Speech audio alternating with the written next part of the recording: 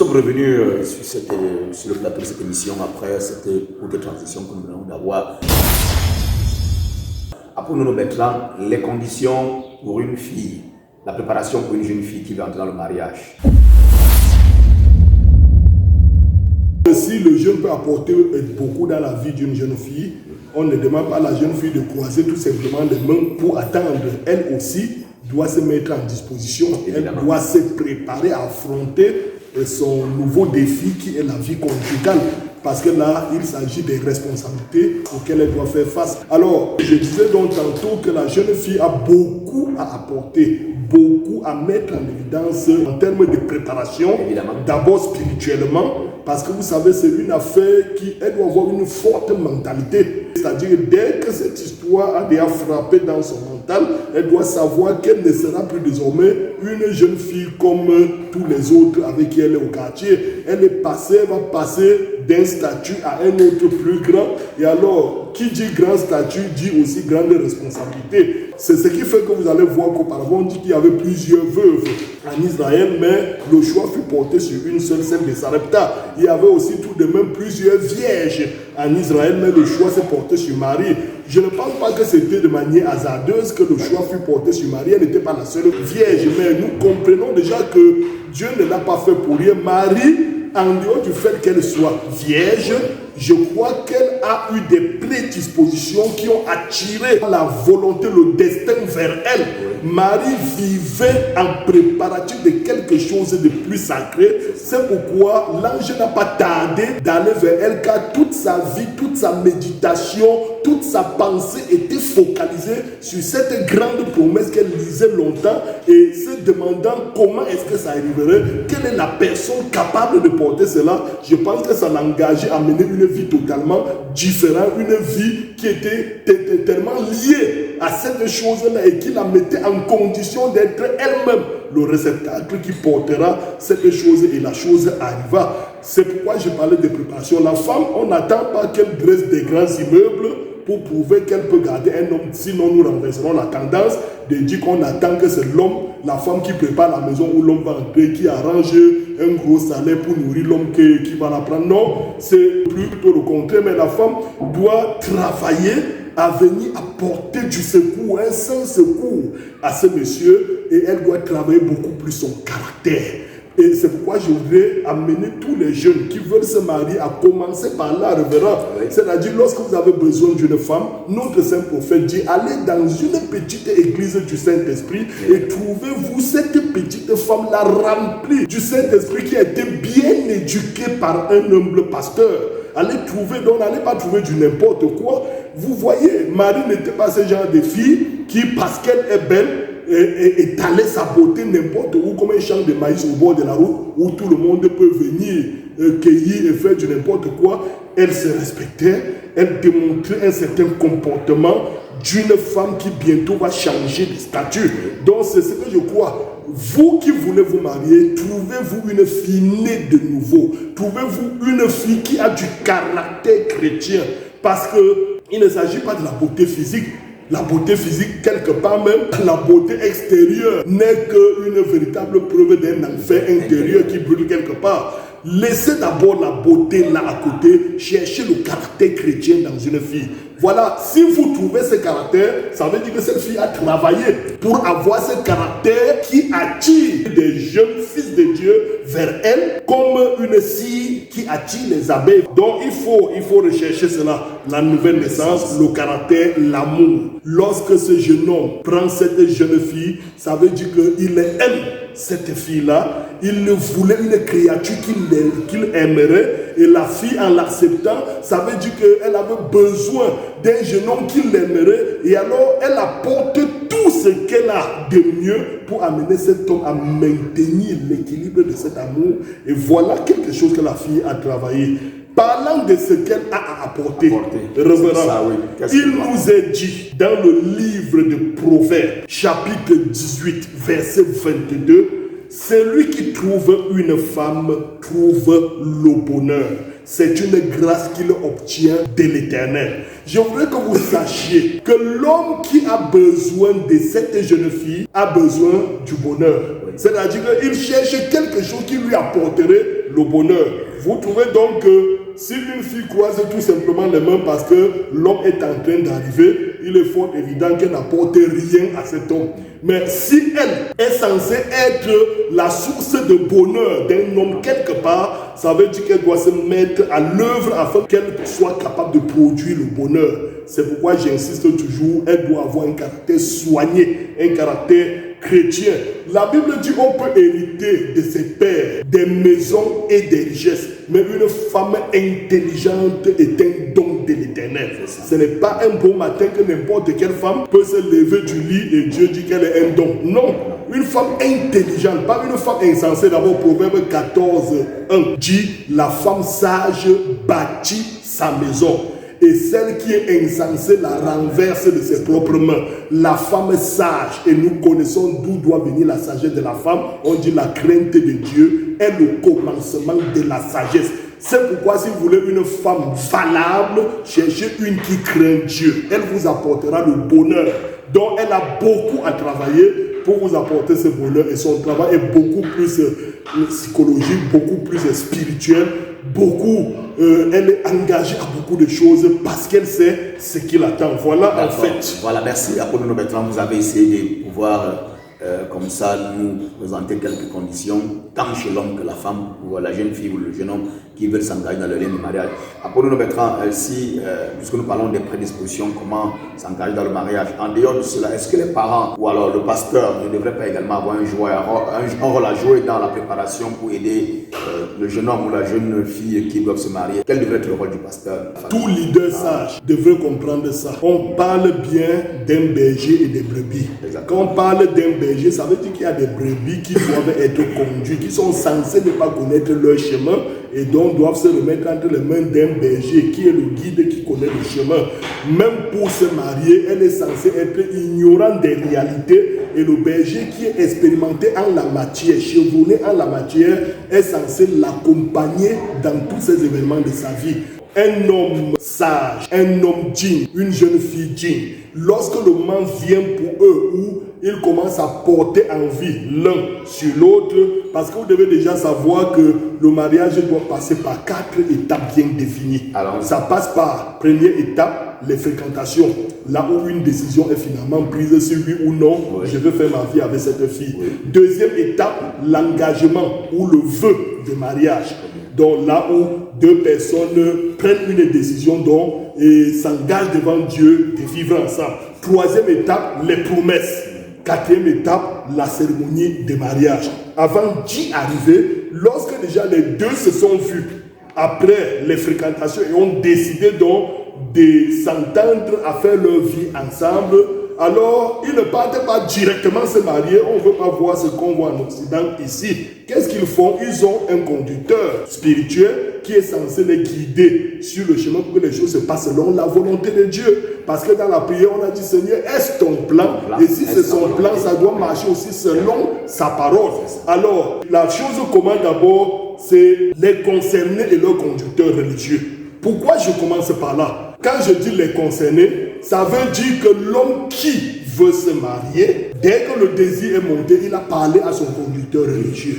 Et alors quand il parle à son conducteur religieux de son projet, son conducteur l'accompagne dans ce projet-là jusqu'à ce qu'il dise à son conducteur, voilà, j'ai les regards portés sur tel. C'est le conducteur qui connaît aussi cette tel parce qu'il est aussi son conducteur. Et si c'est même ailleurs, c'est le conducteur qui dans ses enquêtes cherche à savoir si cette fille a toutes les qualités qu'il faut pour marier son fidèle. On parlait du pasteur. Voilà, du pasteur. Donc le concerné qui veut se marier est le pasteur. D'accord. Et plus tard, quand il a trouvé la femme, cette fille aussi est le conducteur. Donc, on commence par le conducteur à livrer son projet, son plan. Après, quand les choses donnent, quand les conducteurs jugent que non, ça peut être bien pour vous, je ne vois aucun obstacle, alors maintenant, c'est les concernés et leurs parents. Les concernés et leurs parents. Tout doit passer par les parents. C'est le père qui donne sa fille en mariage. pas quelqu'un d'autre. Donc on ne peut pas écarter ou épargner les parents de cette affaire. Les concernés, après qu'ils aient traité avec le conducteur religieux les envoie vers leurs parents, vers leur famille, parce que c'est une affaire des familles. Maintenant, quand les familles sont déjà d'accord, se sont mis ensemble pour le projet, les concernés entre eux maintenant engagent ce qu'il y a de plus important. Ils reviennent donc à l'église et prennent leur vœu devant l'autel. Leur engagement devant l'autel et leur fiançailles est déclaré. Les promesses qui se sont faites démarrent dès lors qu'ils sont proclamés fiancés. Et tout cela les amène vers la cérémonie de mariage. Oui. D'accord. Donc voilà le rôle des parents, le rôle du pasteur. Voilà. Ça c'est pour le jeune qui décide de s'engager. Lorsqu'on parle de l'engagement, du vœu, il faut comprendre qu'avant d'y arriver, lorsque les deux ont décidé déjà, après la fréquentation, la décision est prise, alors on parle du vœu quand les deux se sont bien fait connaître l'un à l'autre dans une véritable confession. Ils doivent confesser leur passé l'un à l'autre. La femme doit confesser au jeune homme si jamais elle a été attaquée sexuellement d'une manière ou d'une autre, afin que cela ne se découvre pas que dans le mariage. D'où nous parlions des valeurs que la femme peut aussi apporter. Dieu dit qu'il exige de la femme 3 grandes responsabilités sacrées. La première responsabilité sacrée, c'est la responsabilité d'une vertu sacrée, dont nous parlons de la virginité de la jeune fille. La deuxième, c'est la responsabilité d'une féminité sacrée. Nous parlons de comportement féminin en ce qui concerne la femme. Oui. La troisième, c'est la responsabilité d'une maternité sacrée. La jeune fille doit être capable de produire cela, être une véritable mère. Vous avez l'habitude d'entendre les jeunes lorsqu'ils viennent demander, la jeune fille dit, je voudrais que tu sois la mère de mes enfants. Je ne sais pas s'ils se rendent compte du poids de cette demande. Je voudrais que tu deviennes la mère de mes enfants. Là, qui doit se rendre compte du poids, le jeune homme ou la jeune fille? En fait, la jeune fille doit comprendre qu'elle est mesurée le poids de la demande de ce jeune homme. Faisons attention. Le jeune homme n'est pas en train de demander à la jeune fille d'être la coucheuse de ses enfants. Parce qu'il y a une différence entre être mère et être femme accoucheuse. Il y a beaucoup de femmes accoucheuses qui ne sont pas des mères. Et il y a beaucoup de mères qui sont mères non seulement parce qu'elles ont accouché, mais parce qu'elles assument la maternité. Il y en a même des mères qui n'ont jamais accouché, mais qui ont en eux une vertu sacrée qu'on appelle la maternité sacrée, qui savent élever, garder les enfants, les encadrer. C'est ça la maternité sacrée. Donc, ces 3 choses sont requises pour une femme qui veut bâtir un véritable foyer. On a dit, la femme sage bâtit sa maison, bâtit sa maison. On ne dit pas de construire le building, de mettre les parpaings sur d'autres rangées et dire voilà, j'ai bâti ma maison. Non, il s'agit de bâtir une vie, bâtir un véritable foyer, bâtir un mémorial de vie conjugale. Et lorsqu'on entre dans une maison naturelle, on peut apprécier la peinture au mur, apprécier les chaises, apprécier les carreaux au sol. On dit voilà une belle maison. Vous voyez que tout le monde n'apprécie que ce qui est apparemment perceptible. Mais personne ne vous dira voilà une belle fondation, voilà les bons moellons qu'on a mis à la fondation, parce qu'on ne voit pas. Et voilà le rôle de l'homme. L'homme abat le travail le plus fondamental, mais un travail qui s'abat dans l'ombre, et c'est ça qui porte toute la beauté du bâtiment. Et si on parle de la beauté du bâtiment, c'est qu'il y a une femme qui a su reposer ses valeurs sur la fondation posée par le mari. Merci Apollo Bertrand pour cet éclairage. Maintenant, Apollo Bertrand, on veut s'engager dans un mariage. Vous avez dit qu'il faut une préparation. Maintenant, le fondement, comment est-ce qu'on doit pouvoir être capable de détecter que voici celle-ci est mon conjoint, ou alors, je veux dire, ma conjointe, celle qui sera la future mère de mes enfants. Alors, je prie, je cherche la volonté de Dieu et je fais un songe. Je crois que est-ce qu'on devrait s'attendre? Parce que si je vois une jeune soeur dans un songe et que je me trouve en train de me marier avec elle, elle a sa robe blanche et ainsi de suite, on a même des enfants, n'est-ce pas la preuve que c'est ma conjointe, que c'est celle que Dieu me dit? Tant mieux pour vous. Tant mieux pour vous si vous trouvez une soeur dans un songe. Vous avez même déjà des enfants. Puisque j'ai prié, j'ai jeûné, j'ai demandé la volonté de Dieu. Et puis vous l'envoyez, vous avez des enfants. Des enfants même font déjà l'université, vous êtes à bord d'une Mercedes et tout. On est heureux déjà ensemble. Je dis tant mieux pour vous, sauf que comme ce n'était qu'un songe, Le jour où vous verrez le pasteur en train d'annoncer les fiançailles de cette fille, ne partez pas piquer l'AVC. Non, plus que je l'ai vu, c'est ma femme. On ne se marie pas virtuellement, on se marie dans le réel.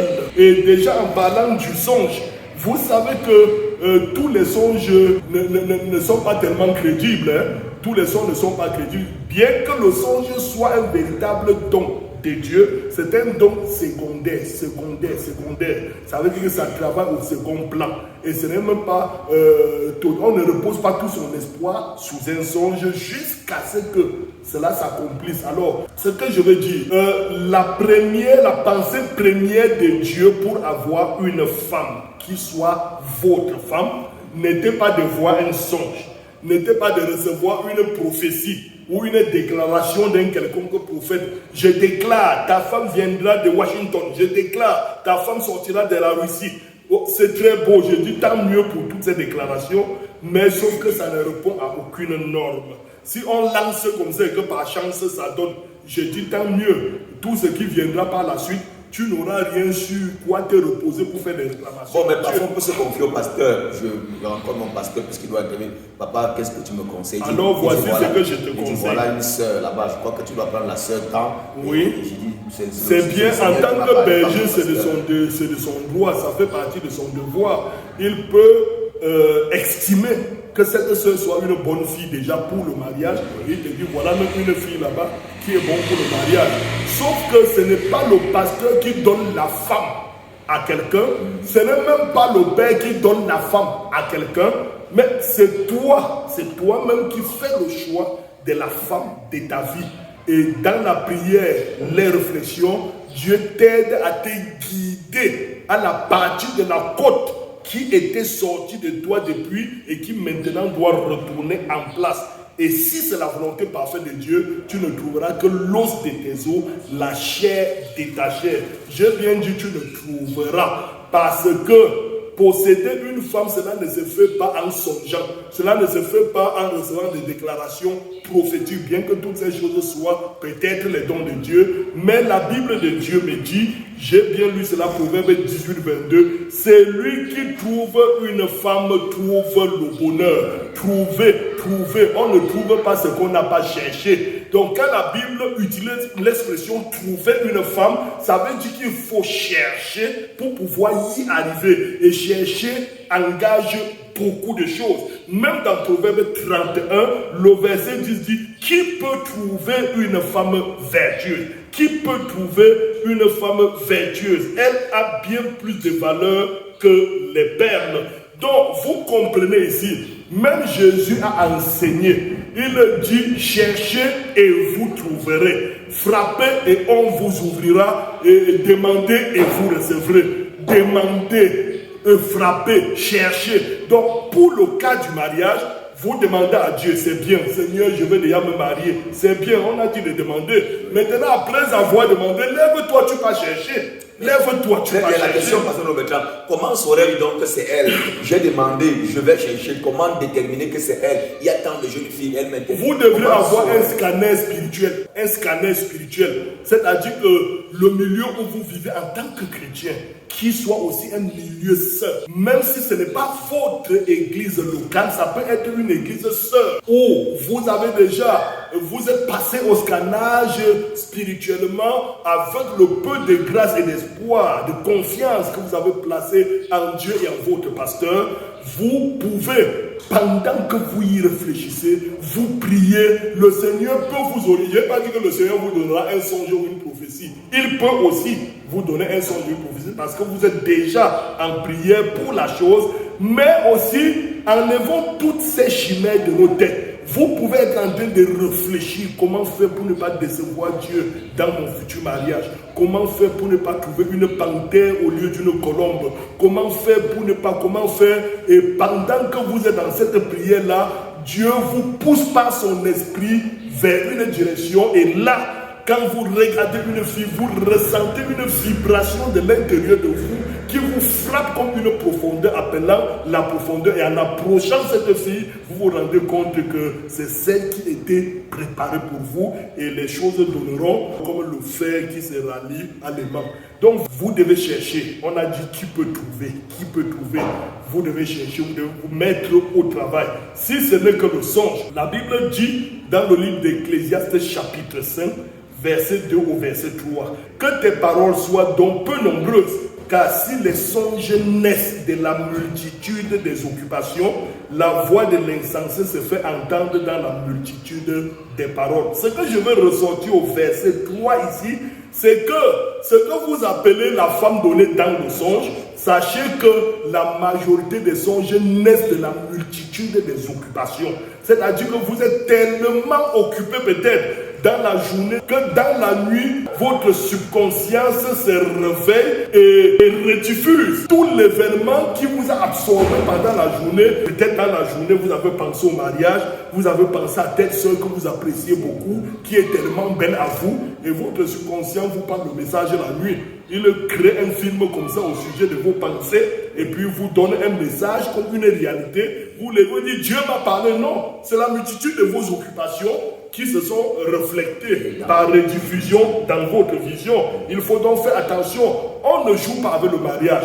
Proverbe 20-25 dit « Malheur à celui qui prend à la légère un engagement sacré et qui ne réfléchit qu'après avoir fait le vœu. » Dans le livre d'Ésaïe, en parlant des songes, des gens disent que parfois ça naisse de la multitude des occupations. Dans le livre d'Ésaïe, chapitre 21, le verset 8, nous dit « Comme celui qui a faim rêve qu'il mange, puis s'éveille l'estomac vide, et comme celui qui a soif rêve qu'il boit, puis s'éveille épuisé et languissant, ainsi en sera-t-il de la multitude des nations qui viendront attaquer la montagne des Sion. » Donc il faut se méfier de baser son mariage sur des songes et des prophéties. Très bien, ceci est bien dit.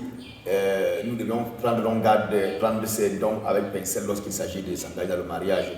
Après nous mettrons une autre question comme celle-ci qui peut tarauder l'esprit d'un jeune frère ou d'une jeune sœur. Lorsque nous voulons nous engager, qu'il faut prier par exemple pour chercher sa conjointe, on est là dans la préparation.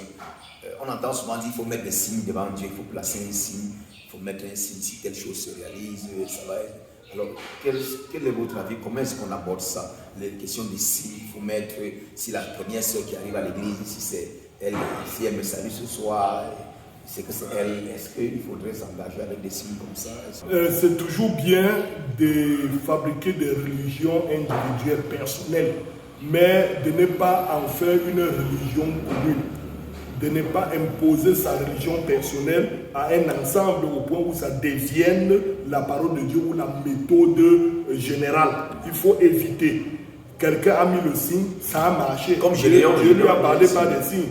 Bon, les songes Gédéon, disons que ce n'était pas dans le cadre du mariage. Prénom Eliezer, qui est envoyé par Abraham pour chercher l'épouse à son fils Isaac, il a placé un signe. Et lorsqu'il est arrivé sur les lieux, le signe a porté. Le signe s'est accompli. Il a donc compris que Dieu m'a répondu.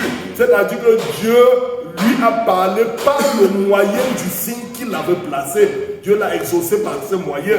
Et quand on voit le contexte dans lequel il place ces signes, ce sont des contextes indiscutables. Ce sont des contextes qu'on ne peut truquer d'une manière ou d'une autre. Mais imaginez-vous, Nono Bertrand, parce que depuis un certain temps, il voit une fille bien formée là-bas, Nyanga. Puis vous allez le voir dire, Seigneur, fais que la sœur qui viendra dimanche avec la chemise blanche sur elle, c'est elle qui sera ma femme. Bon, en fait, si je me retrouve dimanche avec 7 jeunes sœurs célibataires habillées en chemise blanche, quelle sera ma femme? Ou alors tous les 7 seront ma femme. Celle que j'ai déjà secrètement dans voilà, vous voyez donc que vous allez donc faire agir votre passion charnelle. Vous allez voir 7 sœurs venir en chemise blanche. Alors, comprends aussi que tu as tous les 7 sœurs comme tes femmes.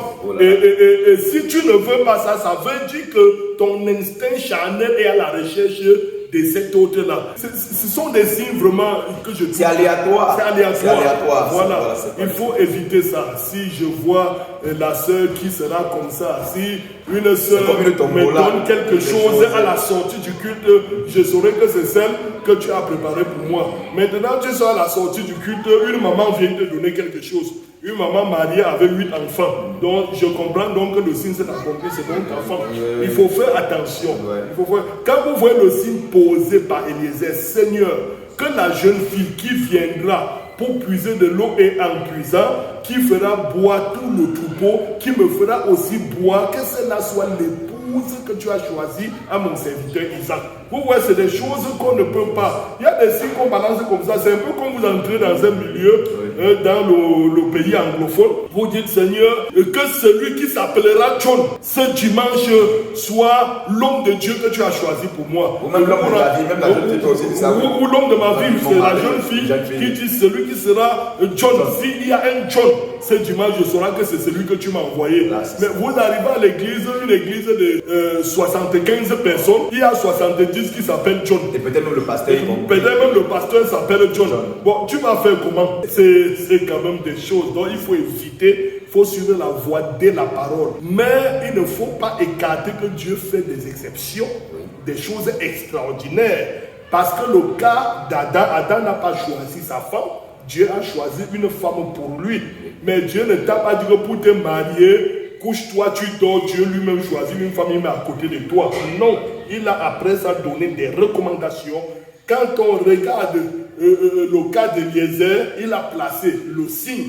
Quand on regarde le cas de Joseph en Égypte, on lui a donné une femme et il s'est avéré que c'était la femme de sa vie. Quand on regarde le cas de Moïse, on lui a fait cadeau avec une femme. Quand on regarde beaucoup d'autres cas, ils sont allés se battre pour trouver la femme de leur vie. Donc, chacun a un témoignage, une évidence particulière et peut-être différente du cas d'un autre. Il y a des révélations particulières par rapport au cas, c'est cas par cas. À chaque maladie, son traitement. Chaque maladie, son traitement. Oui. D'accord, bien, merci Apollo Bertrand pour cet éclairage que vous nous avez apporté dans le cadre de cette mission sur la préparation au mariage, comment s'y prendre. Je crois que nous n'avons pas tout dit, nous n'avons pas fait le complet de ce sujet, d'autres choses pourraient être dites. Que le Seigneur vous bénisse et chers téléspectateurs, frères et sœurs, à nous revoir d'ici là pour un autre sujet, certainement alléchant, dans le cadre de notre émission Gardez la saine doctrine. Que le Seigneur vous bénisse et shalom.